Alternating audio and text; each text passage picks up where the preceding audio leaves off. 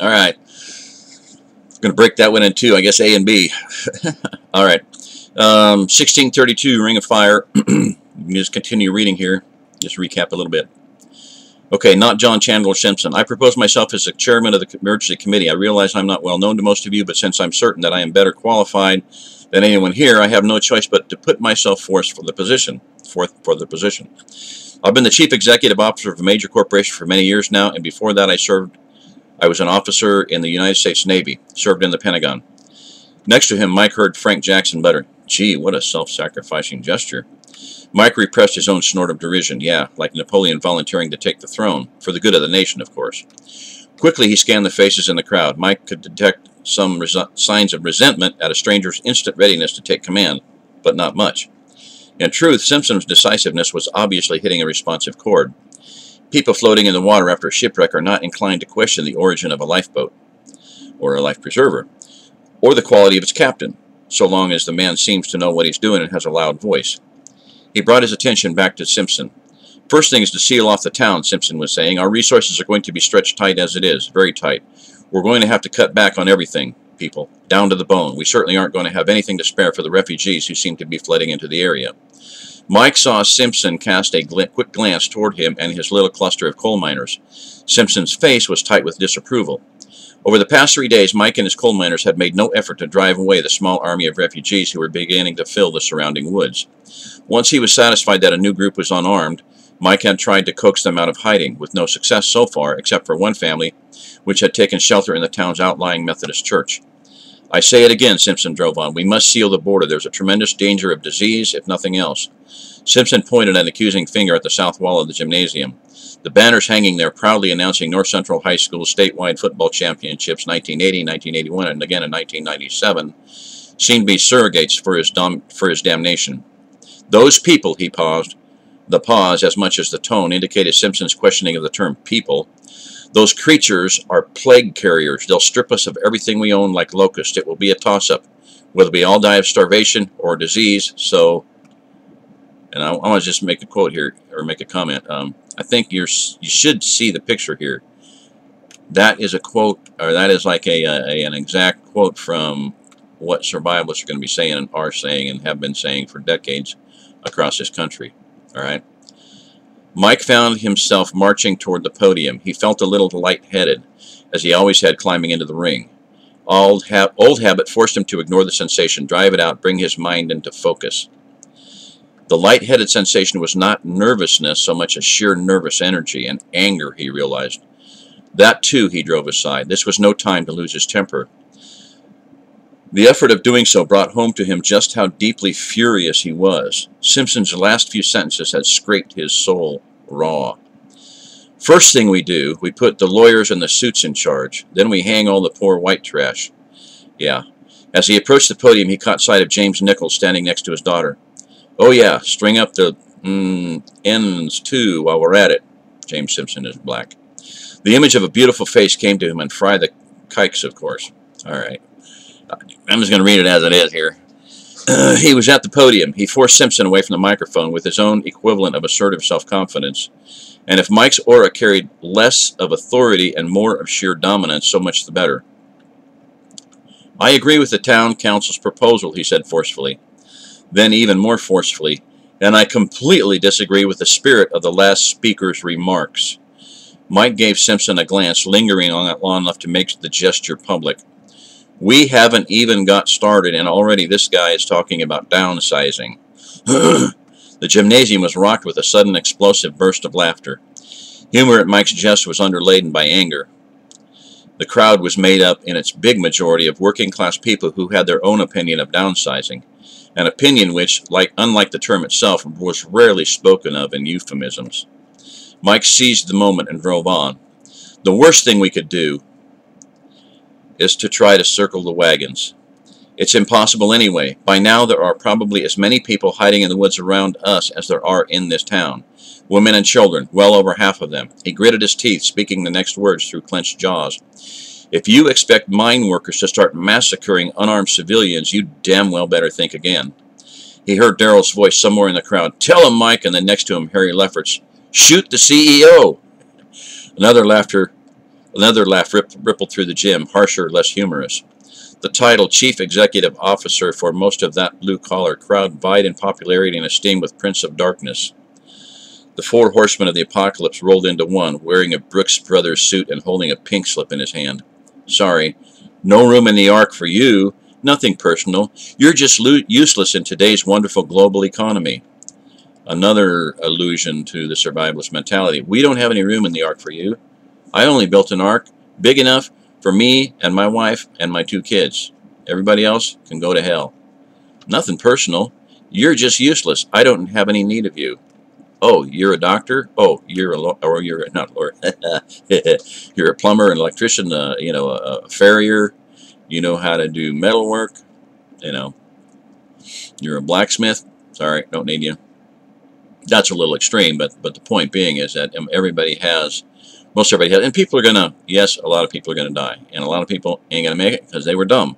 And a lot of people aren't going to make it because they didn't know enough or they didn't learn enough. They had it in their mind, but they didn't have their, have it in their hands to be able to develop, build, tweak, design, think outside the box. I know that.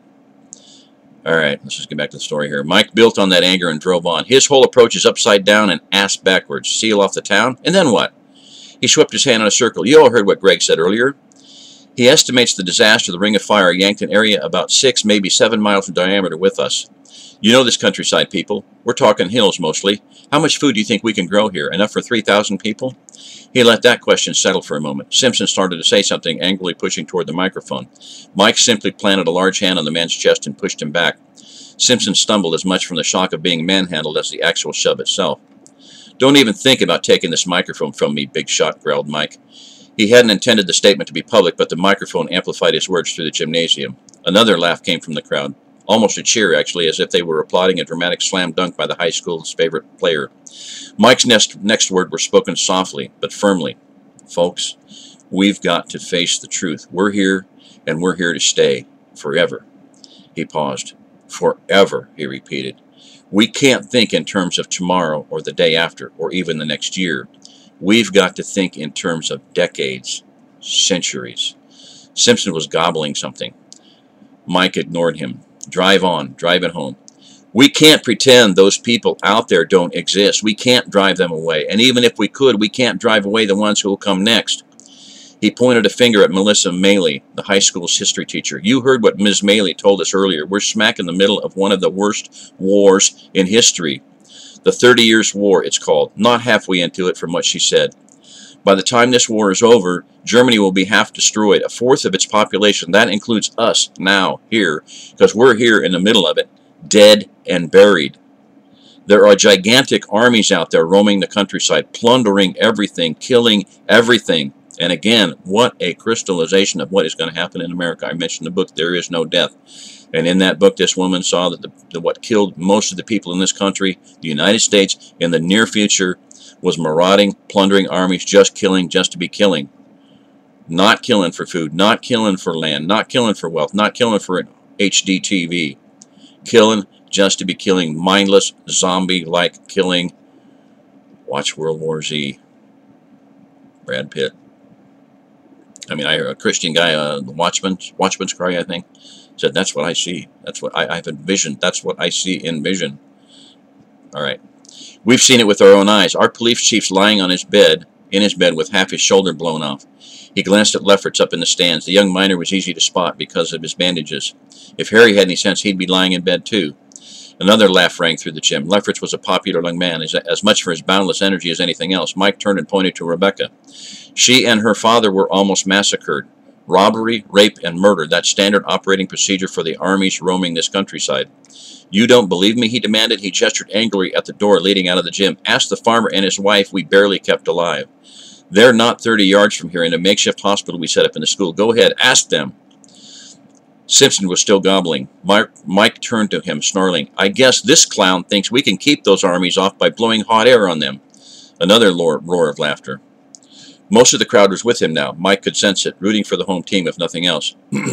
Sure, we can fight them off for a while. We've got modern weapons. With all the gun nuts living around here, another mass laugh, we've got the equipment and supplies to reload for months. So what? There's still only a few hundred men who can fight, less than that once you figure out how much work's got to be done. Now he pointed to Bill Porter, the power plant's manager. You heard what Bill had to say. We've got enough coal stockpiled to keep the power plant running for 6 months. Then, he shrugged, without power, we lose most of our technological edge. That means we've got to get the abandoned coal mine up and running with damn few men to do it and half the equipment missing. That means we have to make spare parts and jury-rigged gear. He scanned the crowd. When he spotted the figure he was looking for, he pointed to him. Hey, Nat, how much of a stockpile do you keep in your shop? Of steel, I mean. Hesitantly, the owner of the town's largest machine shop rose to his feet. He was standing about half a dozen tiers up in the crowd. Not much, Mike, he called out. We're a job shop, you know. The customer usually supplies the material. Nat Davis glanced around, looking for the other two machine shop proprietors. You could ask Ollie and Dave, don't see him, but I doubt they're in any better position than I am. I've got the machine tools and the men who can use them, but if we aren't supplied with metal, he shrugged. A voice came from across the gym shouting. That was Ollie Reardon, one of the men Davis had been looking for. He's right, Mike. I'm in no better shape than that. There's a lot of scrap metal laying around, of course. Mike shook his head. Not enough. He chuckled.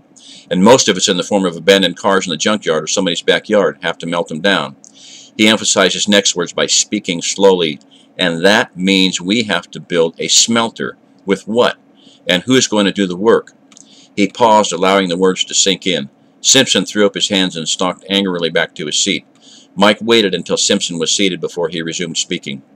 He suppressed a grin. Kick 'em while they're down, by God. Mike gestured toward Simpson with his head. Like I said, I disagree with everything about his approach. And I disagree with everything about the typical survivalist approach. It is wrong, and it's going to kill 90% of the people, maybe 100% of the people involved with that mentality. I say we've got to go at this the exact other way around. To hell with downsizing. Let's build up, damn it. And again, he swept his hand in a circle. A circle. We've got to expand outward. The biggest asset we've got, as far as I'm concerned, is all those thousands of starving and frightened people out there. This is something I've said for a long time. Your greatest asset, your greatest wealth is in the good people, and I mean good. I don't mean bums or, just people out there, worthless eaters, cattle, dumb people. They're going to weed themselves out. Don't worry about it. But I'm talking about, good people. Your greatest wealth, your greatest asset is the good people you have gathered around yourself. The countryside is flooded with them. Bring them in, feed them, shelter them, and then give them work. Most of them are farmers. They know how to grow crops if they don't have armies plundering them. His next words came out growling. The UMWA will take care of that. A chorus of cheers came up, mostly, but by no means entirely, from the throats of the several hundred coal miners in the gym. Drive it through, he thought. We'll protect them. They can feed us. And those of them with any skills or the willingness to learn them can help us with all the other work that needs to be done. He leaned back from the microphone, straightening his back. That's what I think, in a nutshell. Let's go at this the way we built America in the first place. Send me your tired, you're poor. Angrily, Simpson shouted at him from the sidelines. This isn't America, you stupid idiot. Mike felt fury flooding into him. He clamped down on the rage, controlling it. But the effort perhaps drove him farther than he'd ever consciously intended. He turned to face Simpson squarely. When he spoke, he did not shout. He simply let the microphone amplify the words into every corner of the gymnasium. It will be, you gutless asshole. It will be. Then to the crowd, according to Melissa Maley, we now live in a world where kings and noblemen rule the roost. And they've turned all of Central Europe, our home now, ours and our children's to come, into a raging inferno. We are surrounded by a ring of fire, a circle of fire. Well, I've fought forest fires before, so have lots of other men in this room. And the best way to start a fire is to start a counter fire. Fight fire with fire. So my position is simple.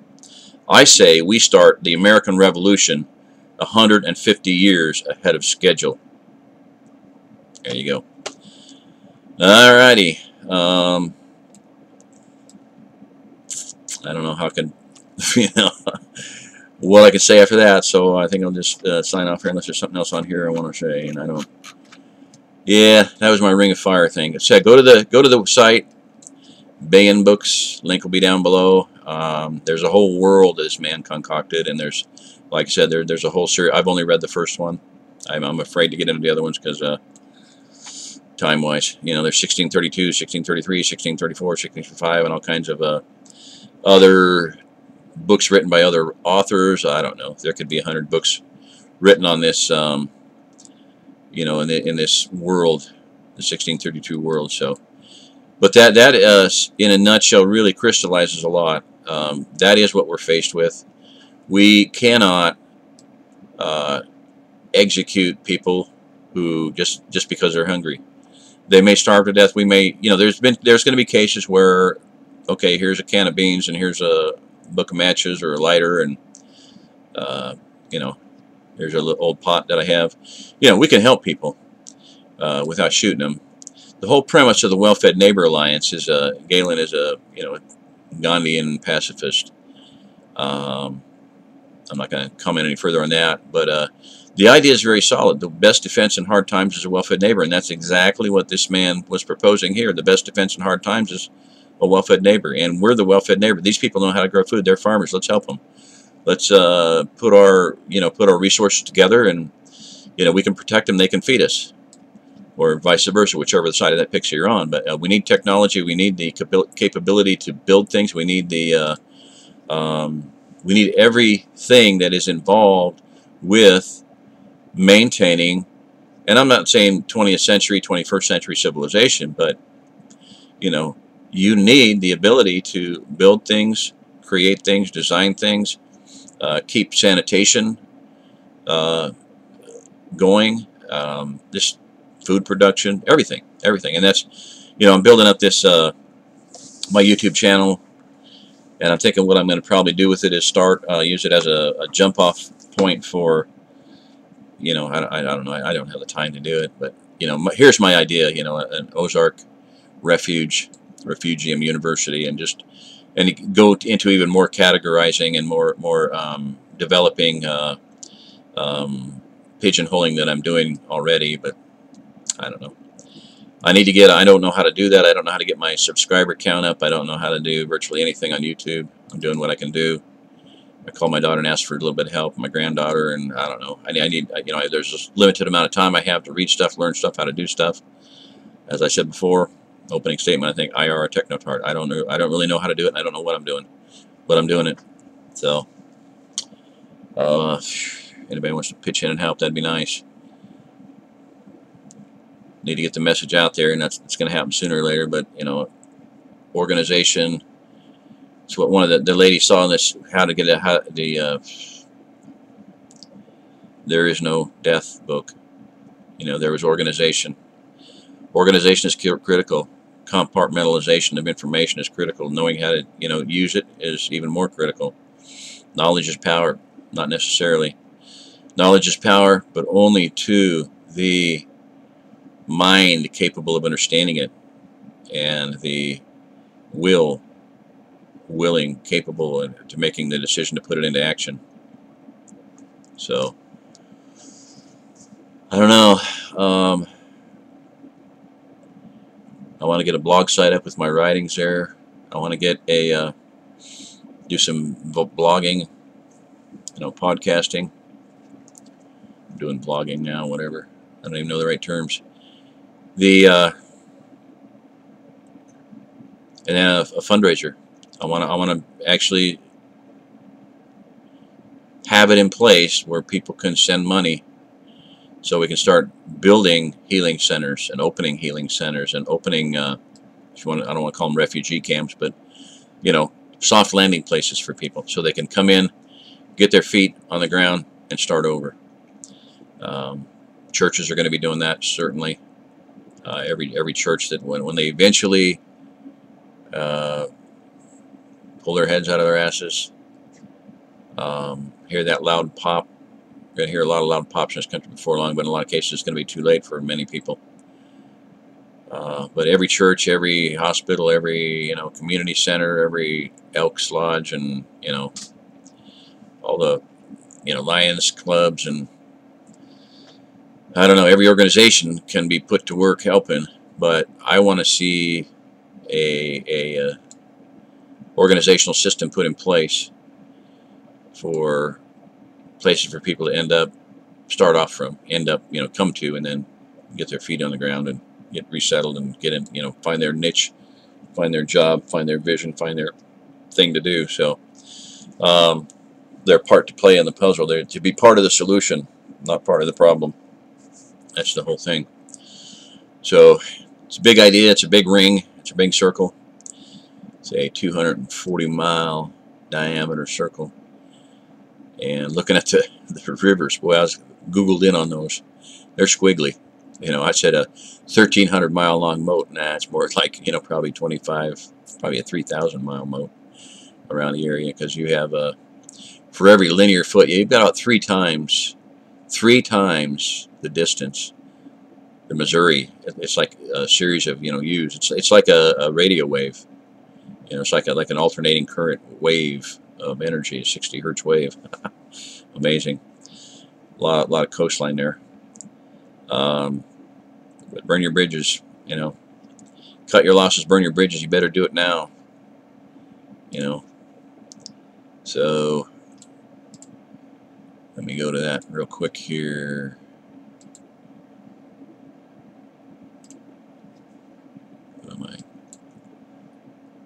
So many parts of this, what I wrote back in the year 2000, and you just encompass, crystallized in my poem. My gosh, Yea, it would be wise to heed the writing on the wall, relocate our families before the empire's fall. I hadn't even read the book, Civil War II, talking about, a nation evolves into an empire. The empire will fall, and it will fall because of Civil War. We'll learn to grow a garden worth more than lifeless gold. Build our new communities and our new borders hold. I don't even know what the OzArk Plateau was when I wrote this, but there are borders. It is a natural bioregion with natural borders, river borders. Cut your losses, burn your bridges. Oh my gosh, that one just hit me a couple months ago. Every bridge over the Missouri, every bridge over the Mississippi, every bridge over the Grand, every bridge over the Arkansas River will be choke points anyway. Bottlenecks for traffic. Wartime, it happens. You hold this in, you hold that in, or you blow the bridge if you feel like it. Watch The Longest Day, D-Day, and them holding that bridge. You'd better do it now. Cut your losses, burn your bridges. You'd better do it now. Don't look back. Escape the fire. Put your hand upon the plow. Get to work, grow food. It takes some time to settle in, be trusted, learn the ropes. We've been here 10 years. We're still outsiders to the locals. What do you think? What are you going to be like when you show up at your bug out location? You think you're going to just be, oh yeah, a lot better to get there ahead of time. We must build a house. It takes some time to settle in, be trusted, learn the ropes. We must build a house and grow some crops if we're to live our hopes. The war we fought for freedom 200 years ago dragged on for 8 long, dark years. Hunger pangs did many know. Will never last the coming wrath unless our storage food abound, and that is meat upon the hoof and crops within the ground. Another major error of the survivalist mentality. You cannot store food for as long as you're going to need it. Not for you, not for us four, no more. It is not possible. You better be willing to and capable of growing your own food. It is not just for us four, no more. From our stores we'll have to draw. Shan't we, our brothers' keepers, be thus obeying Bible law? Would Joseph have been blessed of God with an attitude like that? See the world starve to death, while only the rich grew fat? But no, in blessing all the world, he reached his own family too, thus saved all Israel from death and received the double birthright too. America is Joseph's house, Manasseh tribe by name, and parts of all the other 12 who gather in his name. For Shiloh soon is to return, whose right it is to rule. He'll crush the nations with his law, and in righteousness a school. It falls to Joseph, once again, to savior all the rest. Thus the entire world looks on as we begin the test. Our test begins right now to use what we thought we owned, to build a kingdom we can't yet see with what God to us has loaned, to lay our every resource down and sacrifice before his feet will seem as nothing when at last the nail-scarred man we meet. He will not own you then if you do not own him now. Obey his word, escape the world, and yes, begin to plow. If with his image our children will fill up all the world, the millennial kingdom will have come, his glorious banner unfurled. Alright, a lot of you may disagree with my take on things, my viewpoint. That's okay. I'm still trying to help, and you know, we may meet again. We may meet someday, a lot of you out there listening to this. We may meet. I'm putting out the call. Come here. Help. Gather people around you where you're at. If you disagree with me about where to go, that's all well and good, fine. But help people. Find out what their skills are. A lot of people are belittled and thought little of because people don't understand them. I didn't understand myself for 40 years. And once again, Galen put me on the way there. You're a polymath. Anyway, I'm going to sign off here. If you're listening to this is Jerry Diamond. If you're listening to this, you are the remnant. And we may meet someday. Come visit. Come on in. The water's fine. We're going to have a lot of fun. You know, I mean that. Life's going to be a whole lot more. You look at what is fun. You know, it's enjoying life. Life is going to be very fulfilling. I'll mention again, because I ran across it again this week, the 3-foot spoon thing. You know, what's the difference between life in hell and life in heaven? What's the difference between the survivalist mentality and a real, honest, real world, real life, real time, if you want to call it spiritual, I'll say spiritual mentality. Because I'm on the same page with a lot more people that aren't Christians than most Christians in this country. They're a lot wiser. Jesus said, children of darkness are often wiser than children of light. And that's very much the case right now. Most Christians have their heads firmly and solidly ensconced up their rear end. Very sad, but very true. Bo Wright said you need to do extract cranium from rectal deflate. You need to do a very complicated, very delicate, and very important surgical procedure. Pull your head out of your ass. Extract cranium from rectal deflate. It's going to come way too late for some people.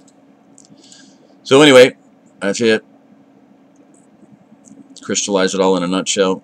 Reread that story. There's a lot of versions of it, but the difference between heaven and hell, the difference between, you know, the OzArk Plateau and the, what do you want to call it? The readout states. Yeah, the readout states. What a well-chosen term. Readout states. Hastily thrown up last minute after the thought, ill-planned outer defense of the fort, and that's exactly what it is.